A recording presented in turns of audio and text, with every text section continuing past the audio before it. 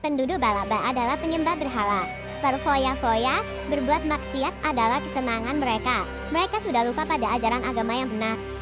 Kaum pria suka berjudi, mabuk-mabukan, sedangkan yang kaum wanita suka bersorak dan berdandan. Penduduk Balaba, mabuk-mabukan, bermaksiat itu kebiasaan mereka. Alhamdulillah ya, sayang. Datanglah seorang laki-laki yang bernama Ilyas, dan dia telah diangkat menjadi nabi. Tugas Nabi Ilyas adalah memberi peringatan siapapun yang durhaka, pasti akan dapat balasan. Tapi saat diingatkan mereka malah melecehkan. Mereka anggap nasihat Nabi Ilyas itu hanya bualan. Mereka tak percaya kalau Tuhan itu Maha Kuasa. Mereka juga tak percaya kalau Allah itu bisa menyiksa.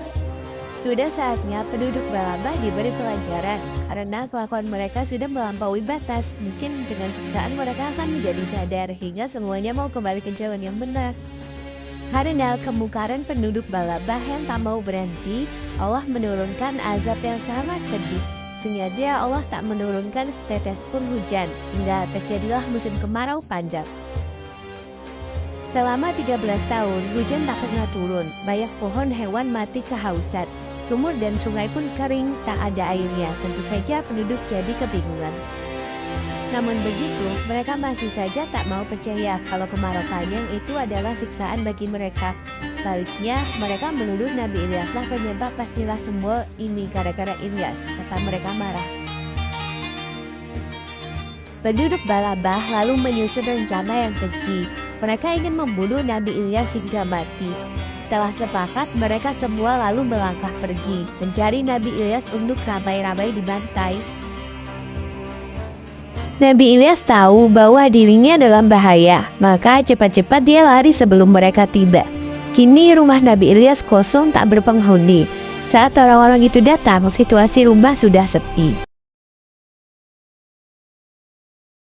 Di musim kemarau yang berkepanjangan, banyak hewan yang mati berkelimpahan. Pohon-pohon pun seperti tak bisa tumbuh lagi. Di saat seperti itu, mencari air sangat sulit sekali. Dipakai minum saja sudah susah, apalagi untuk mandi. Terik matahari terus menyengat hingga membuat tubuh selalu gerah berkeringat.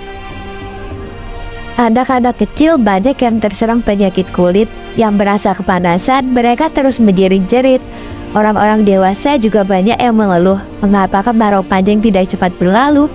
Orang-orang selalu berharap turunnya hujan. Berbagai cara mereka tempuh untuk mencapai tujuan, termasuk mengadakan acara korban persembahan. Tapi semua cara mereka pekerjakan itu sia-sia. Supaya turun hujan, mereka minta tolong pada berhala. Kata mereka, "Hai Tuhan berhala, berilah kami hujan."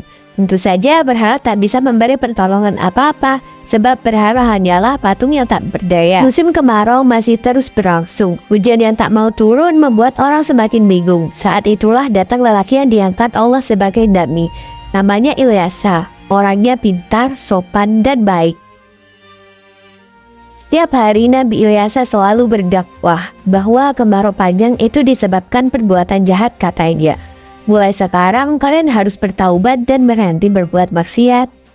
Mula-mula nasihat Nabi Ilyasa mereka lecehkan sebagian, pun ada yang sampai tertawa terbahak-bahak dan tetap mengajarkan maksiat. Dalam berdakwah, Nabi Ilyasa tergolong sabar, biarpun banyak yang mengolok-ngolok, dia tetap tegar. Nabi Ilyasa masih saja memberi nasihat meskipun banyak orang yang menantang dan menghujat. Nabi Ilyasa tak putus asa, katanya menjana kemarau panjang hukuman Tuhan. Jika manusia hidup di jalan yang benar, pasti Allah akan menurunkan rahmat-Nya berupa hujan. Akhirnya perjuangan Nabi Ilyasa pun berhasil. 1-2 orang mulai ada yang percaya. Melihat hal itu, Nabi Ilyasa pun merasa bahagia ada teman. Dia pun lebih giat dalam berdakwah. Hari berganti hari, bulan berganti bulan. Pengikut Nabi Ilyasa bertambah banyak mencapai ratusan. Kini Nabi Ilyasa tak lagi susah-susah memberi nasihat, sebab banyak di antara mereka yang sudah bertobat. Audio Jungle.